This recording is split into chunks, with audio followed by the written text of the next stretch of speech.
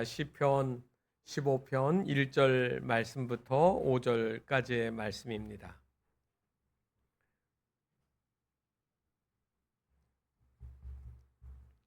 시편 15편 1절부터 5절까지의 말씀 함께 봉독하겠습니다.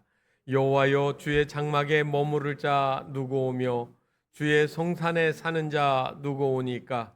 정직하게 행하며 공의를 실천하며 그의 마음의 진실을 말하며 그의 혀로 남을 허물하지 아니하고 그의 이웃에게 악을 행하지 아니하며 그의 이웃을 비방하지 아니하며 그의 눈은 망령된 자를 멸시하며 여호와를 두려워하는 자들을 존대하며 그의 마음에 소원한 것은 해로울지라도 변하지 아니하며 이자를 받으려고 돈을 꾸어주지 아니하며 뇌물을 받고 무죄한 자를 행하지 아니하는 자이니 이런 일을 행하는 자는 영원히 흔들리지 아니하리이다.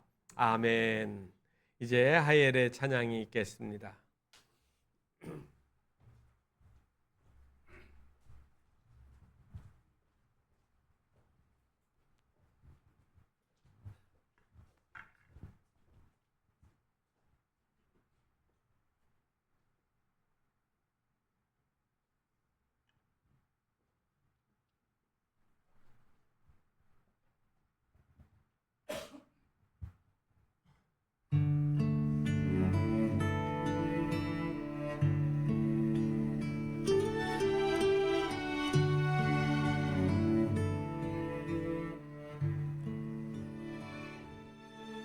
은혜를 받은 자여 평안할지어다. 주께서 너와 함께 하시도다. 은혜를 받은 자여 평안할지어다. 주께서 너와 함께 하시도다. 사랑하는 자여, 내 영혼이 잘됨같이 내가 범사에 잘되고 강건하기를 내가 간구하노라. 사랑하는 자여, 은혜를 받은 자여 평안할지어다. 주께서 너와 함께 하시도다. 은혜를 받은 자여 평안할지어다. 주께서 너와 함께 하시도다. 은혜를 받은 자여 평안할지어다. 주께서 너와 함께 하시도다. 은혜를 받은 자여 평안할지어다. 주께서 너와 함께 하시도다. 사랑하는 자여, 내 영혼이 잘됨같이 내가 범사에 잘되고 강건하기를 내가 간구하노라. 사랑하는 자여, 은혜를 받은 자여 평안할지어다. 주께서 너와 함께 하시도다. 은혜를 받은 자여 평안할지어다. 주께서 너와 함께 하시도다. 은혜를 받은 자여 자여 평안할지어다. 주께서 너와 함께 하시도다. 은혜를 받은 자여 평안할지어다. 주께서 너와 함께 하시도다. 주께서 너와 함께 하시도다.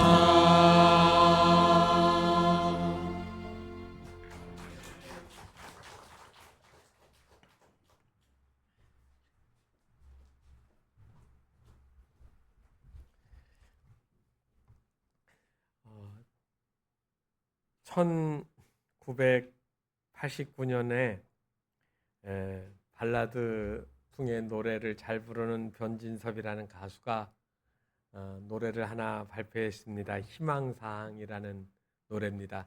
젊은 분들은 몰라요. BTS, 블랙핑크 같은 그런 가수는 아닙니다. 그런데 이 희망사항이라는 가사가 약간 랩처럼 말로 하는 그런 노래처럼 들립니다. 가사 내용이 뭐냐면 희망사항이라고 하는데요. 청바지가 잘 어울리는 여자, 밥을 많이 먹어도 배 안 나오는 여자, 내 얘기가 재미없어도 웃어주는 여자, 난 그런 여자가 좋더라. 머리에 무스를 바르지 않아도 윤기가 흐르는 여자, 내 고요한 눈빛을 보면서 시력을 맞추는 여자, 김치 볶음밥을 잘 만드는 여자, 웃을 때 목젖이 보이는 여자, 내가 돈이 없을 때에도 마음 편하게 만날 수 있는 여자, 난 그런 여자가 좋더라. 난 그런 여자가 좋더라. 이렇게 나옵니다. 그런데 이 노래의 그 끝부분에 무대에 갑자기 카메오처럼 튀어나오는 배우가 있는데 여자 목소리가 나옵니다. 뭐라고 하느냐면 여보세요, 날 좀 보세요. 희망사항이 정말 거창하군요. 그런 여자한테 너무 잘 어울리는 난 그런 남자가 좋더라. 이렇게 끝납니다. 들어받은 거죠. 여러분, 오늘 저는 변진섭의 희망사항이 아니라 하나님의 희망사항을 말씀드리려고 합니다. 그런데 걱정이 있습니다. 하나님의 희망사항을 하나씩 다 얘기하고 나니까 여러분들이 이렇게 얘기할까 걱정이 듭니다. 하나님, 날 좀 잠깐 보세요. 희망사항이 정말 거창하시네요. 그런 성도는 없답니다. 그런 것 다 이해하고 받아주시는 하나님이 난 좋습니다. 이렇게 말할까 봐 걱정이 됩니다. 오늘 우리가 읽은 이 시편 15편의 말씀은 제 눈에는 하나님의 희망사항처럼 보였습니다. 오늘 제가 이 부분을 현대어 성경으로 한 절 한 절씩 보여드릴 테니까 여러분 같이 읽어 보시겠습니다. 그 누가 여호와여부터 읽으시면 됩니다. 여호와여, 그 누가 주님의 장막에서 사르오리까? 그 누가 주님의 거룩한 산에서 머무오리까? 깨끗하게 살아가느니, 바르게 살아가느니, 마음속에서 우러난 진실을 말하느니, 다른 사람 비난하지 않느니, 이웃에게 나쁜 짓 하지 않느니, 이웃에 대한 말은 한마디도 소문내지 않느니, 하나님께 등 돌린 사람 상대조차 하지 않느니, 여호와 두려워하며 그분을 모시고 사는 사람 존중하느니, 아무리 힘들어도 어떤 희생 치르더라도 자신이 한 약속은 반드시 지키느니, 이자를 받으려 돈놀이 하지 않느니, 죄 없는 사람 짓누르지 않으며 뇌물을 절대로 받지 않느니, 이런 사람은 절대로 쓰러지지 않으리. 여러분, 조금 우리 개역개정 성경하고 이야기가 다르죠? 느낌이 그렇습니다. 사실은 주의 성산에서 누가 살겠습니까? 라고 이야기했는데 하나님이 데리고 살고 싶은 사람 이야기를 쭉 했습니다. 11가지가 나와 있습니다. 우리는 이 말씀을 통하여서 하나님이 희망하는 사람의 이야기들을 읽을 수가 있는 겁니다. 먼저는 오늘 말씀을 2절 말씀을 보면 이 2절 말씀의 내용이 뭐냐면 자신에게 우리 성도들 개개인이 자신에게 해당되는 말씀으로 주시는 거지요. 깨끗하게 살아가느니 바르게 살아가느니 마음속에서 우러난 진실을 말하느니 여러분 이거는 하나님 앞에서 정말로 좋게 여겨질 사람의 모습을 이야기하는 겁니다.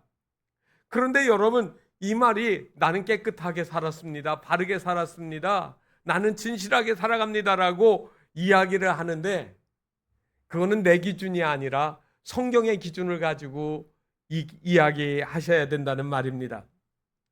먼저 여기에 깨끗하게라는 이 말은 개역개정에서는 정직하게라는 말로 나옵니다. 그런데 단어는 히브리어에서 이 단어는 타밈이라는 단어입니다. 그런데 이 타밈이라는 말은 영어로 말하면 blameless, 다시 말하면 비난할 거리 없는, 흠잡을 것이 없는 그러한 사람을 가리키는 말이에요. 창세기 6장 9절 말씀에 보면 노아에 대해서 이렇게 설명을 했습니다. 노아는 의인이요 당세의 완전한 자라. 그가 하나님과 동행하였으며. 여러분 의인이고 완전한 사람이라고 이야기할 때 이 단어가 뭐냐면 타밈이라는 단어하고 같은 거를 썼습니다. 완전해요. 그러니까 흠을 잡으려고 막 찾아봤는데 흠이 없어요. 여러분 하나님이 우리를 찾아봤을 때 흠이 안 보이면 그 사람이야말로 깨끗한 사람이라는 겁니다. 아니 죄 안 짓고 사는 사람 어디 있어요? 모든 사람이 죄 안 짓는 사람이 없어요. 그런데 성경에서 깨끗한 사람을 정의하고 완전한 사람을 얘기할 때 그 이야기는 하나님이 인정하시는 거예요. 우리에게는 성경을 통해서 예수 그리스도가 우리 죄를 위하여 십자가에서 죽으셨고 대신하여 줬다. 그래서 죄값을 다 치러줬고 우리의 죄는 이제 책임이나 어떠한 것인데 다 깨끗하게 지워졌다라는 말이에요. 그런 의미에서 여러분 우리가 이야기할 때 교우라는 말도 제가 종종 쓰지만 성도라는 말도 씁니다. 이 성도라는 말은 영어로 쓰면 saint예요. 성자예요. 어떻게 살아야 성자가 되겠습니까? 그런데 바로 예수 그리스도가 내 죄를 다 사해 주셨음을 믿는 사람에게는 바로 하나님이 보실 때 의로운 사람이고 완전한 사람이고 부끄러울 것이 없는 그런 사람이라고 이야기를 하는 겁니다. 그렇기 때문에 여러분 예수 그리스도를 나의 구주로 믿고 영접했는지 그리고 나의 죄를 사해 준 것을 내가 확실하게 믿는지 아닌지에 따라서 이것이 달라지는 거 아니겠습니까? 하나님은 아브라함을 불러서 믿음의 조상이 되게 해주셨습니다. 그런데 그 아브라함에게 요구하신 것이 있었죠. 제가 지난주에 할례에 대해서 이미 말씀을 드렸습니다. 창세기 17장에 나와 있습니다. 그런데 그 17장 1절에 보면 아브라함을 불러가지고 하나님이 축복을 약속해 주실 때 하시는 말씀이 있습니다. 뭐라고 하셨는가 하면 나는 전능한 하나님이라 너는 내 앞에서 행하여 완전하라. 다시 말하면 하나님이 축복을 약속하세요. 하늘의 별처럼 땅의 먼지처럼 그리고 바다의 모래처럼 내 자손이 많아지고 내가 이 땅을 기업으로 받고 복을 받으리라고 하나님이 약속하세요. 그런데 그때 그거 얘기하는 전제 조건이 있어요. 하나님의 복을 받는 사람은 뒷부분에 있는 게 아니라 그 조건을 갖추는 겁니다. 너는 내 앞에서 행하여 완전하라. 완전한 자가 되는 겁니다. 깨끗한 자가 되어지는 겁니다. 하나님 앞에서 진실하게 살아가는 겁니다. 그러니까 여러분, 눈가림으로 하는 것 말고 주인이 보지 않을 때도 정말 좋은 직원은 열심히 일하는 것처럼 하나님 앞에서 우리가 바르게, 올바르게 그렇게 살아가야 된다는 말입니다. 이게 하나님이 희망하시는 거예요. 하나님은 우리에게 복을 주고 싶습니다. 그런데 복을 받을 수 있는 준비가 안 돼 있으면 어떻게 하겠을까요? 성경에는 우리에게 공의에 대해서 이야기를 합니다. 옛날에 헬라의 철학자 아리스토텔레스가 공의를 두 가지로 설명을 했습니다. 하나는 분배, 그리고 또 하나는 보상. 이것들을 할 때 정말로 치우치지 않게 공평하게 해야 된다는 거예요. 나누는 것을 공평하게 하고 또 보상하는 것도 공평하게 하는 거예요. 저 사람 잘 사는 사람이니까 벌을 조금 주고 이 사람 못 사니까 너는 그냥 마음껏 벌을 받아라. 이렇게 하면 안 된다는 거죠. 그래서 정의에 대해서 그렇게 분배를 잘해야 되고 그 책임에 대해서도 보상을 그렇게 해야 된다는 겁니다. 상을 줄 때도 그 보상이 적절한가를 이야기하는 겁니다. 그게 세상의 철학입니다. 그게 세상의 기준이에요. 그런데 성경이 말하는 공의는 뭘까요? 여러분, 너무 쉬워요. 세상에서는 나눠주고 분배하는 것을 이야기하는데 성경에서 공의는 하나님의 뜻을 따라 행하는 것이 공의로운 것이라고 얘기했어요. 너무 다르지 않습니까? 너희는 먼저 그의 나라와 그의 의를 구하라. 그렇게 해놓고 뭐라고 했어요? 그리하면 이 모든 것 너희에게 더하시리라. 여러분, 그 앞에 뭐가 나왔습니까? 공중나는 새를 보라. 들의 백합화를 봐라.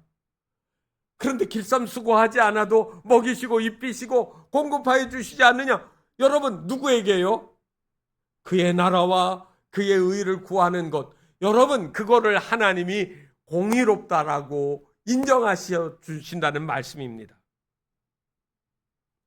옛날에 철학자 디오게네스가 대낮에 등불을 켜고 큰 길을 돌아다녔습니다. 그러니까 제자들이 물었어요. 아니, 이 다낮에 등불을 왜 들고 다니십니까? 그랬더니 디오게네스가 제자들에게 하는 말이 나는 진실한 사람을 찾고 있다. 상징적인 행위를 한 겁니다. 마치 구약 성경의 예언자들이 그러한 상징을 통하여서 하나님의 말씀을 전했던 것처럼 말이에요. 하나님은 우리가 하나님 앞에서 진실되기를 원하십니다. 말하는 것, 그 말하는 것을 하나님 앞에서 다 듣고 계시다라고 하는 그 생각을 가지셔야 된다는 말입니다. 그게 자신에게 대하는 거예요. 그런데 3절과 5절은 오늘 우리의 이웃에게 해야 될 일들을 하나님이 희망사항으로 적어 놓으셨습니다. 3절에 보면 다른 사람에게 비난하지 않느니, 이웃에게 나쁜 짓 하지 않느니, 이웃에 대한 말은 한마디도 소문내지 않느니. 여러분, 뭐래도 이 말은 다 이해하실 거예요. 구태여 설명이 필요 없을 정도지 않습니까? 비난하지 말라고요? 그런데 우리는 남의 흉보는 거가 재밌지 않습니까? 내 것보다는 남의 것들을 비난하는 것. 그래서 여러분, 말을 할 때 내 말이 누가 들으신다고 생각해야 됩니까? 하나님이 들으신다라고 생각하는 겁니다. 베드로전서 3장 10절에 보면 좋은 날 보기를 원하는 자는 혀를 삼가고 거짓으로부터 입술을 금하는 일을 하라고 말씀하십니다. 좋은 날이 무슨 날일까요? 여러분, 성산에서 주와 함께 거하는 사람, 다시 말하면 우리의 삶이 다 마치는 날 천국에서 주님과 함께 살아가는 삶을 살아가는 사람들을 가리키는 말이에요. 바로 그 날이 좋은 날이 되어지는 거예요. 그런데 칼로는 몸을 죽일 수 있지만 혀로는 사람들이 마음을 죽여 놓습니다. 주먹에 맞으면 몸에 상처가 나겠지만 말로 하면 마음의 상처 때문에 사람들이 고통스러워합니다. 요즘에 참 우리가 유익한 핸드폰이나 이런 컴퓨터나 뭐 이런 것들을 많이 가지고 있다 보니까 이렇게 네트워크가 되어 있지 않습니까? 그래서 어떤 기사가 올라오고 그러면 거기에 수많은 글들이 달려요. 그런데 보고 그거를 좋아하고 잘했다고 더 열심히 하라고 쓰는 그런 말들은 선풀, 좋은 말이에요. 리플을 달았다는 거예요. 그런데 거기에다가 나쁜 말을 달면 악플이라고 합니다. 악플. 여러분, 그 악플 때문에 사람이 죽습니다. 괴로워합니다. 연예인들도 그랬고 유명인들도 그러합니다.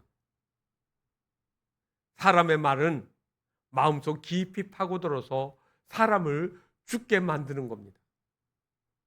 그 다음에 5절에 간 말씀은 돈에 대한 이야기를 하고 있습니다. 이자를 받으려고 돈을 구워주지 않는다. 그런데 이 말을 갖다가 현대어 성경에는 이자를 받으려 돈놀이 하지 않느니, 여러분 고리대금업 하지 말라는 얘기입니다. 나는 이자 안 받으려고 죽어도 어려운 사람 도와줄 일 없네요. 이렇게 얘기하시면 안 됩니다. 그런데 하나 지혜는 있습니다. 내가 주고 떼어져도 속이 원통하지 않을 정도로만 하세요. 죄 없는 사람 짓누르지 않고 뇌물을 받지 않는 것, 이게 돈과 관계되어 있으면 상황이 달라지고 그리고 생각이 달라지는 이런 일들을 하지 말라는 겁니다. 이게 하나님이 이 세상에 우리가 살아가는 동안 지켜야 될 말씀들을 하는 겁니다. 영국에서 사람들의 마음을 헤아려 보려고 돈과 행복의 관계를 알아보기 위해서 설문조사를 했습니다. 이런 겁니다. 연봉 10만 파운드를 당신이 받고 당신의 동료는 25만 파운드를 받는 것이 좋은지, 아니면 당신은 5만 파운드를 받고 동료는 2만 5천 파운드를 받는 거, 둘 중에 어느 거를 택할까 물었습니다. 여러분 잘 들어보세요. 내가 10만 파운드를 받아요. 그런데 상대방은 25만 파운드를 받았어요. 그런데 이번에는 내 거를 뚝 떨고서 4분의 1인 2만 5천 파운드를 절반을 받아 10만 파운드의 절반이 5만 파운드를 받고, 그리고 그 25만 파운드 받던 사람의 그거는 나보다 절반이 2만 5천 파운드만 받게 하는 거, 이걸 가지고 설문을 했단 말입니다. 사람들이 어떻게 대답했을까요? 나중 거를 택했습니다. 영국 사람들이요. 신사라고 하잖아요. 그래, 나 10만 파운드 안 벌어도 좋아. 내 눈앞에서 저 사람이 나보다 더 많이 받는 꼴을 못 보겠다는 거예요. 여러분, 그렇게 되면 결코 행복하지 않습니다. 부자에 대해서 원망하고 비난하고 그리고 그를 공격해가지고는 내 마음이 행복하지 않아요. 우리나라는 이상하게 이 비교 심리가 다른 나라보다 더 심한 것 같습니다. 하나님 앞에서 상대방이 잘 사는 거, 그리고 열심히 노력해서 더 많이 가진 거를 인정해 주는 거예요. 부자들이 파티를 크게 해도 그냥 그거는 자기가 열심히 했으니까 누릴 수 있게 해주는 거, 그리고 나도 열심히 노력해서 잘 살 수 있으면 좋은 거니까 그렇게 되는 게 바람직한 거예요. 자본주의의 폐해 중에 하나가 뭐냐면, 부자는 너무 잘 살고 가난한 사람 너무 못 사는 거 아닙니까? 그래서 이거에 대해서 나온 것이 수정자본주의예요. 수정자본주의는 부자는 열심히 잘해서 제한을 두지 않고 열심히 해서 나라에 세금 내고 많이 누리는 것을 인정해 줘야 됩니다. 단 국가는 스스로 노력해도 일어나지 못하는 어려운 사람들을, 그 세금 많이 낸 사람들 거를 가지고 그 사람들을 일으켜 주는 거예요. 공부할 수 있도록 공부도 시켜주고 주거 환경도 개선해주고 그가 사회적으로 소외되지 않도록 만들어주는 거. 여러분, 그게 옳은 거예요. 공산주의식으로 똑같이 수평화시켜서 되는 거 아닙니다. 바로 성경에서 말하고 있는 것, 바로 뇌물 받지 말고, 그 다음에 이자 받지, 고리대금 하지 말고, 그리고 정직하게 열심히 사는 것들을 하나님이 기뻐하신다는 겁니다. 그 다음에 오늘 우리가 읽은 말씀 4절은 우리가 하나님과의 관계를 하나님이 말씀하셨습니다. 4절 말씀에 보니까 하나님께 등 돌리는 사람 상대조차 하지 않느니, 그러니까 하나님하고 반대로 가는 사람하고 친해지지 말라는 얘기입니다.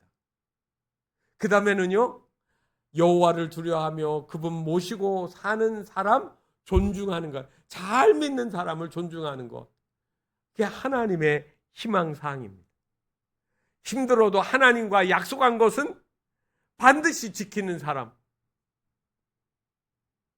그래서 성경에는 맹세와 언약에 대한 이야기가 나옵니다.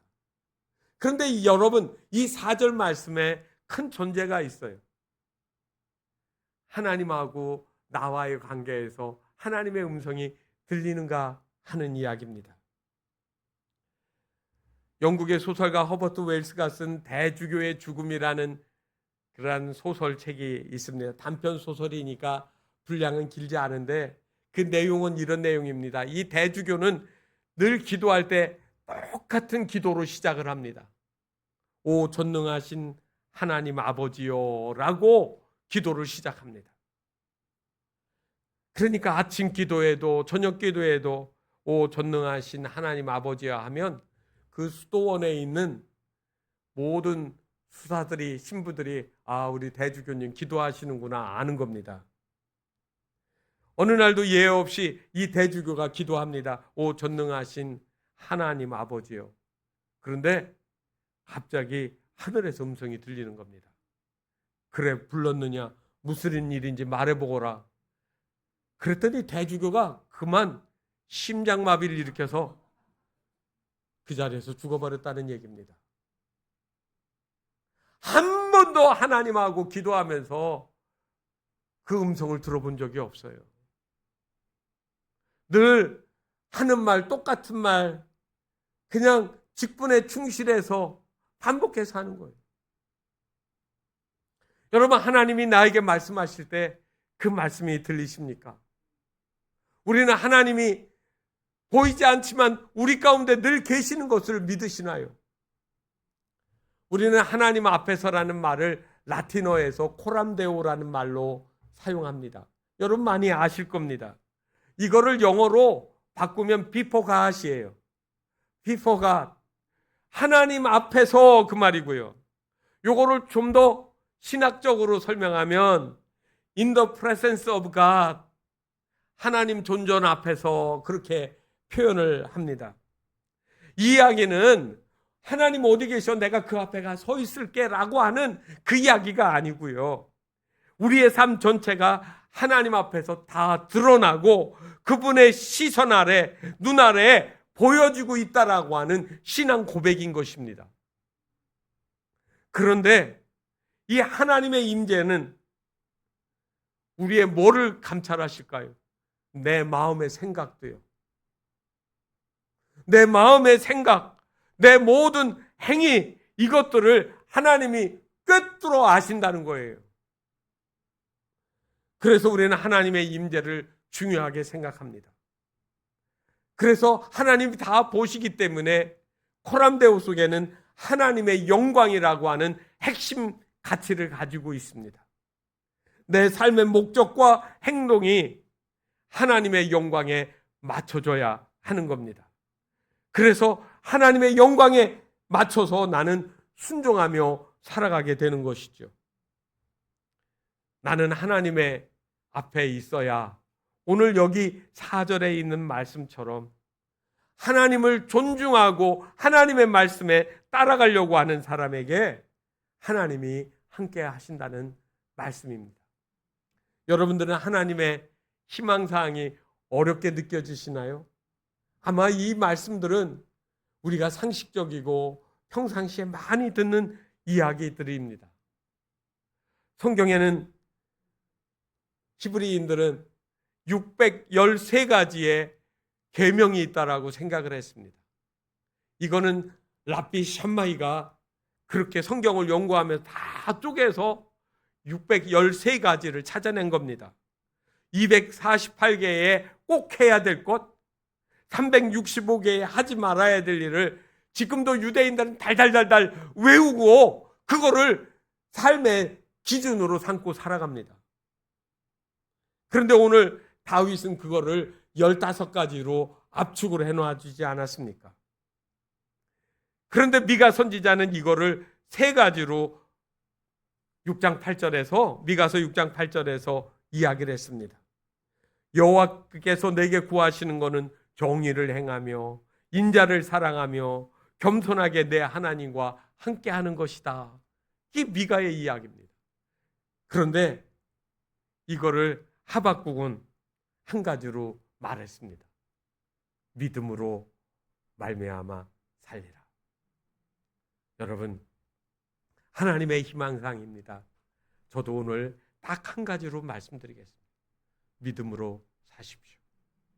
주님 오시는 그날까지 우리가 믿음으로 살면 하나님이 기뻐하시고 하나님의 나라에 저와 여러분이 다 거기에 있게 될 것입니다. 주님 말씀하시면 내가 나아가리라. 주님 뜻 아니면 내가 멈춰서리이다. 우리 찬양하겠습니다. 주님 말씀하시면 내가 나아가리라. 주님 뜻이 아니면 내가 멈춰서리라. 날 가고 서는 곳 주님 뜻에 있으니 오 주님 나를 이끄소서. 주님 말씀하시면 내가 나아가리라. 주님 뜻이 아니면 내가 멈춰서리라. 나의 가고 서는 곳 주님 뜻에 있으니 오 주님 나를 이끄소서. 뜻하신 그곳에 나 있기 원합니다. 이끄시는 대로 순종하며 살리니 연약한 내 영혼 통하여 일하소서.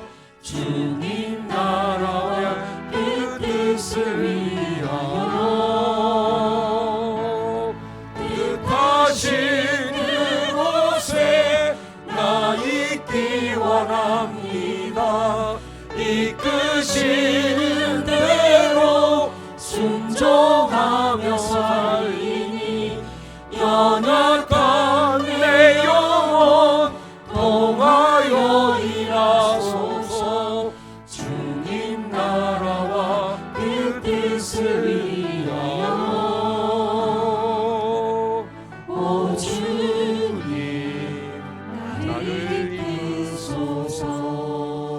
주님, 우리의 희망사항이 있습니다.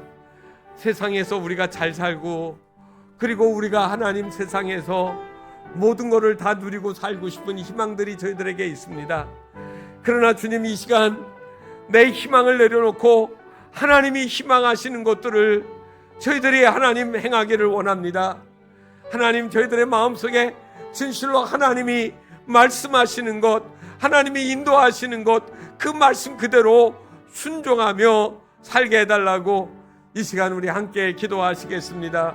거룩하신 하나님 아버지, 너무나도 많은 희망, 우리의 가지고 있는 욕망들이 가득한 세상을 살아갑니다.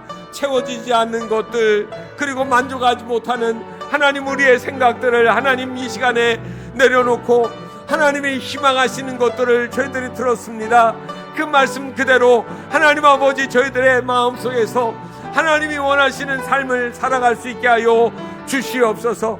코람되어 하나님 앞에서 나는 정직한지, 하나님 앞에 나는 말을 깨끗하게 하는지, 이유를 살리는지, 복음을 전하는지, 진실로 하나님의 뜻을 행하는지를 하나님 아버지 살펴볼 수 있도록 은혜를 내려 주시옵소서.